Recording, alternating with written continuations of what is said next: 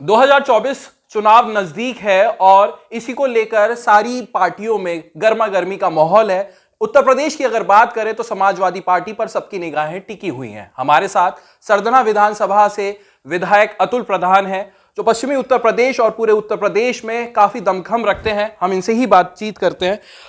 2024 लोकसभा चुनाव को लेकर किस तरीके से तैयारी है समाजवादी पार्टी की? सबसे पहले ये सब देखिए, माननीय राष्ट्रीय अध्यक्ष जी लगातार जिलों के दौरे कर रहे हैं उत्तर प्रदेश में। इस समय मध्य प्रदेश का 3 दिवसीय दौरे पे वहाँ पे चुनाव चल रहा है। हम लोग संगठन पर जहाँ काम कर रहे हैं, विधानसभा के तमाम प्रभारी समाजवादी पार्टी ने नियुक्त कर दिए हैं।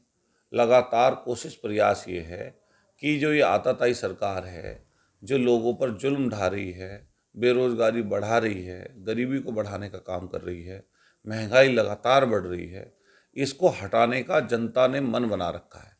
लेकिन होता क्या है कि इनकी जो बातें हैं, चर्चाएं हैं, वो हिंदू मुसलमान पर आकर टिकती हैं और लोग कई बार उस बात को समझ नहीं पाते, और जब चुनाव हार या जीत हो जाती है तब उसको समझते। लेकिन इस बार 2024 में लोकतंत्र और संविधान को बचाने का चुनाव है। अगर ये चुनाव पुनः ऐसी आतताई शक्तियों के हाथ में चला गया या वो चुनाव जीत गए, तो निश्चित रूप से आने वाले समय पर किसान और मजदूर तो बिल्कुल बर्बाद हो जाएगा। इन्होंने बर्बादी के कागार पर लाकर खड़ा कर रखा है। हम लोग इसी चीज़ की तैयारी में हैं कि लगातार प्रयास यही हो रहा है कि किस तरीके से ये लोग इसमें डिफीट पाए और हम लोग आगे बढ़ें। मध्य प्रदेश की आपने बात करी, तो मध्य प्रदेश में ये देखा गया है कि कांग्रेस और समाजवादी पार्टी एक तरीके से कहीं ना कहीं आमने सामने है सीटों के बंटवारे को लेकर। हालांकि इंडिया आपका गठबंधन बना हुआ है, जो मेरे ख्याल से लोकसभा के लिए विधानसभा में इतना फर्क नहीं डालेगा क्या ये? देखिए, जब हम लोग ये सोचते हैं कि हम लोगों को भाजपा को हराना है, तो कांग्रेस को भी बड़ा दिल रखना चाहिए। आप ध्यान करिए, 2017 का चुनाव जब माननीय अखिलेश यादव जी मुख्यमंत्री इस प्रदेश के थे 2012 से 17 तक, तो जब कांग्रेस के साथ गठबंधन समाजवादी पार्टी ने किया था, तो बड़ा दिल रख के 100 से भी ज़्यादा सीटें कांग्रेस को उत्तर प्रदेश में दी थी। और आप पता करिए कितनी सीटें वो जीत पाए, कितनी पर उनकी जमानत जब्त हुई। उत्तर प्रदेश में अगर भारतीय जनता पार्टी को कोई हरा सकता है तो वो सिर्फ समाजवादी पार्टी हरा सकती है, ये पूर्व के विधानसभा चुनाव में, और आपको जगह जगह इस चीज़ का प्रतीत भी होता होगा।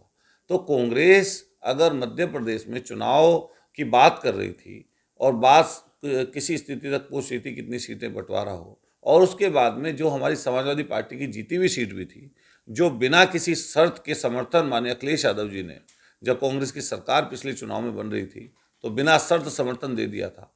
तो ऐसी स्थिति में अगर कांग्रेस का दिल छोटा रह जाएगा तो भाजपा को वो कैसे हरा पाएगी? कांग्रेस का दिल छोटा रह जाएगा। आपने जैसे पिछले चुनावों की बात करी, जब गठबंधन में आप थे समाजवादी पार्टी कांग्रेस के साथ, तो क्या वो विश्वास अब डेवलप नहीं कर पाई है अब तक कांग्रेस पार्टी? जो विश्वास पहले टूटा था, या विश्वास इस तरीके से कि जो जनता का विश्वास है वो डेवलप नहीं कर पाई है, इसलिए आप सीटों के बंटवारे में थोड़ा सा फ्रंट फुट पे खेल रहे हैं इस बार? देखिए, हम लोग पहले से ये बात कहते आए हैं कि कांग्रेस का संगठन अलग अलग स्टेट में है, लेकिन जब लड़ाई होगी तो सारे क्षेत्रीय छत्रपों को भी इकट्ठा करके जब भाजपा के खिलाफ लड़ाई होगी, तो मैं कहना चाहता हूँ इस चीज़ के लिए, जैसे हम लोग उत्तर प्रदेश में हैं, बड़ा सूबा है, बिना उत्तर प्रदेश के आप जो है कोई सरकार नहीं बन सकती। भाजपा को लगातार जो सीटें ज़्यादा मिली हैं वो उत्तर प्रदेश से मिली हैं, और अगर भाजपा की सरकार जाएगी भी तो उत्तर प्रदेश से जाएगी। उसके लिए हम सब लोगों को इकट्ठा होना पड़ेगा, इकट्ठा होकर उनके खिलाफ लड़ाई लड़नी पड़ेगी। और हमारी कोशिश यही है कि 2024 में कैसे उत्तर प्रदेश से भाजपा का सफाया किया जाए। इसके लिए कांग्रेस को समाजवादी पार्टी का उत्तर प्रदेश में समर्थन करना चाहिए, और जहाँ जहाँ मौका है क्षेत्रीय छत्रपों को महत्व देने का, उनको ताकत देने का, उनको ताकत देनी चाहिए। थोड़े से तीखे सवाल रहेंगे।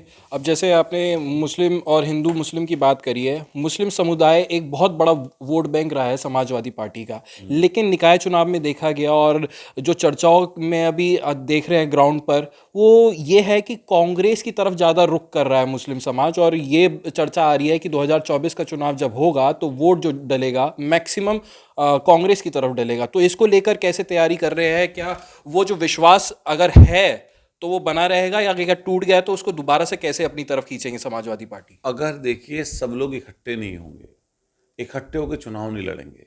तो इससे पूर्व में भी कई गठबंधन हुए हैं जिसमें भारतीय जनता पार्टी चालाकी से, षड्यंत्र से जीत गई है। मैं पूछना चाहता हूं कांग्रेस के साथियों से कि अगर वो कहने लगे कि हमारे पास फलानी जाति, फलाना वर्ग का वोट आ गया है, तो प्लस की वोट कहाँ से करेंगे? अगर बंटवारा कांग्रेस होता कम कह रही है है, कि जनता कह रही है खुद ही। नहीं नहीं, जनता कह रही है, लेकिन जनता में यही तो बात मैसेज करने की है। मान लिया हम मेयर का चुनाव मेरठ में लड़े, हमारी पत्नी चुनाव मेयर का लड़ी, उसमें अगर हमारे हिंदू मुसलमान भाई दोनों इकट्ठे होते तभी तो भारतीय जनता पार्टी हारती। हमें 1,16,000 वोट पड़ी। और जो वोटों का बंटवारा हुआ यहाँ पर मेयर के चुनाव में और अलग अलग जगह निकाय चुनाव में जिसका आप जिक्र कर रहे हैं, उससे तो भारतीय जनता पार्टी को फायदा हुआ। तो जो वोट काटने वाले लोग हैं उनसे तो सचेत रहना पड़ेगा ना। जब हम सब लोग मिलकर ये कह रहे हैं कि लोकतंत्र विरोधी, संविधान विरोधी, गरीब विरोधी, किसान विरोधी, व्यापारी विरोधी ये जो सरकार है इसको हमें हटाना है, तो सबको एक मुट्ठी में एकजुट होना पड़ेगा, तब ये लोग हारेंगे। यहाँ बात हिंदू और मुसलमान की बीजेपी के लोग करते हैं, बीजेपी के लोगों को फायदा होता है इस चीज़ का, हिंदू मुसलमान करने का। हम अगर हिंदू मुसलमान की बात करने लगेंगे तो निश्चित रूप से उल्टा बीजेपी को फायदा उसका मिल जाएगा। हम जोड़ने की बात करेंगे तब हम लोग कहीं जाकर ऐसे लोगों को हरा पाएंगे जो इस समय ताकत में बैठे हैं और जो लोगों का खून चूसने का काम कर रहे हैं। किस तरीके से खून चूसा जा रहा है? आप बताइए, 2 करोड़ रोजगार की बात हुई थी, अभी घर से बाहर निकलिए और किसी नौजवान साथी से रोक कर पूछिए, उससे पूछिए कि क्या किया हुआ है, तो आपको ऐसा भी हो सकता है कि पीएचडी करा हुआ, कोई एमफिल किया हुआ, कोई बीटेक किया हुआ, कोई एमटेक किया हुआ, कोई एमबीए किया हुआ रास्ते पे चलता हुआ आपको मिल जाए और कह दे कि हम 0/सन्नाटा, हमें कोई पूछ नहीं रहा। लोग अवसाद में जा रहे हैं। नौजवान पीढ़ी जहां 70% आबादी 40 साल और 40 साल से नीचे की उम्र की है और वो लोग बेरोजगार घूमें, उनके पास रोजगार ना हो, उनके पास कुछ जरिया ना हो, उनके पास नौकरी ना हो, तो हम देश को किधर की तरफ लेके जाएंगे? जहां ये ताकत है नौजवानों की, उत्तर प्रदेश और देश में हमारे जो हिंदुस्तान की जो ताकत है नौजवानों की, अगर ये सही दिशा में ना चली, अगर इनको काम ना मिला, तो इनकी जवानी का लाभ के बजाय नुकसान होगा देश को। और हम इधर की तरफ जो आने वाला हिंदुस्तान है वो नौजवानों का हिंदुस्तान है, ये हम और सब लोग बोल रहे हैं, लेकिन अगर हम लोग उनको तरक्की की तरफ लेकर नहीं जाएंगे, काम की तरफ लेकर नहीं जाएंगे, ये लोग तो आश्रित करना चाहते हैं। अब बताइए, जब चुनाव नज़दीक आते हैं तब ये गैस का सिलेंडर का दाम घटा देंगे, जब चुनाव नज़दीक आएगा फिर राशन की घोषणा कर देंगे।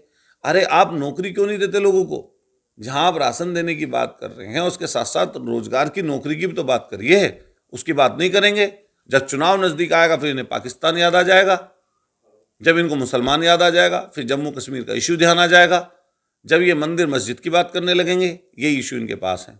अगर काम पे लड़ाई लड़नी है तो नोटबंदी पे चुनाव लड़ो ना। नोटबंदी का क्यों जिक्र नहीं करते? मेक इन इंडिया का क्यों जिक्र नहीं करते? अरे जिक्र करो उन चीज का जो तुमने योजनाएं चलाई और झूठ बोला लोगों के साथ, उनका जिक्र करो और वोट मांगो। तो हम लोग निश्चित रूप से 2024 की तैयारी किए हुए हैं और हम सब लोगों को मिलकर ये चुनाव लड़ना है जब ये लोग चुनाव हारेंगे। अच्छा, आपने अभी पीछे बात करी, आपने कहा कि वोट जो काटते हैं उनको साथ लेके चलना पड़ेगा। तो आपके हिसाब से कौन है समाजवादी का जो वोट कटर है? कौन सी पार्टी है? देखिए, जो भारतीय जनता पार्टी के द्वारा पाले पोसे गए लोग हैं उनसे सचेत रहना पड़ेगा। देखिए, ये बहुत सारी कई बार मौके पे चीज़ें आती हैं। जैसे हम लोग अभी कहीं पर विधानसभा का चुनाव हो रहा है, अगर किसी व्यक्ति को निर्दलीय, अगर पैसे वाला व्यक्ति को चुनाव लड़ा दे और जात के हिसाब से उसको 2, 4, 5 हज़ार वोट मिल जाए तो वोट कट जाती है। इसको सचेत रहना पड़ेगा। यहाँ के अकलियत के भाई, दलित लोग, पिछड़े लोग, अच्छी सोच वाले अगड़े लोग, सब लोगों को इकट्ठा होकर संविधान को बचाने के लिए, खेती किसानी को बचाने के लिए, मजदूर को बचाने के लिए काम करना पड़ेगा, तब ये सरकार जाएगी। अच्छा, इमरान मसूद थे, समाजवादी पार्टी में आए, कांग्रेस में चले गए। रवि प्रकाश कांग्रेस में शामिल हो रहे हैं। इमरान मसूद ने तो ये तक कह दिया है कि 50 ऐसे नेता हैं समाजवादी पार्टी के जिसको मैं कांग्रेस में शामिल करने वाला हूँ। तो इस तरीके से अगर समाजवादी टूटती रहेगी तो जीत कैसे हासिल होगी?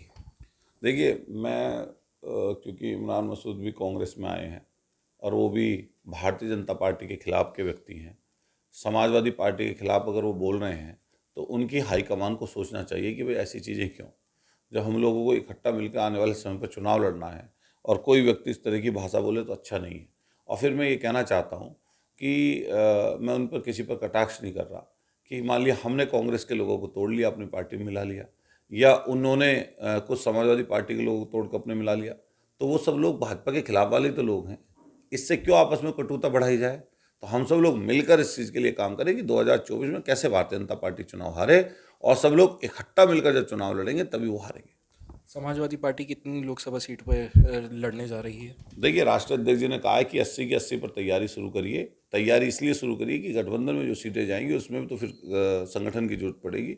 सबकी सब जगह तैयारी चल रही है और जनता खुद चुनाव में भारतीय जनता पार्टी को चुनाव हराने की इच्छुक है। बस संगठन को विस्तार देना पड़ेगा और एकजुट होकर चुनाव लड़ना पड़ेगा। ये भी कहीं से चर्चा आई थी कि 65 सीटों पर तैयारी कर रहे हैं अगर गठबंधन हो जाता है तो। लेकिन वो प्रभारी बनाने की बात थी, तो प्रभारी पार्टी बनाती है, पार्टी अपनी अपनी अलग अलग तैयारियां करती है। कांग्रेस अपनी तैयारी कर रही है, कोई और पार्टी भारतीय जनता पार्टी अपनी तैयारी कर रही है, हम अपनी तैयारी कर रहे हैं।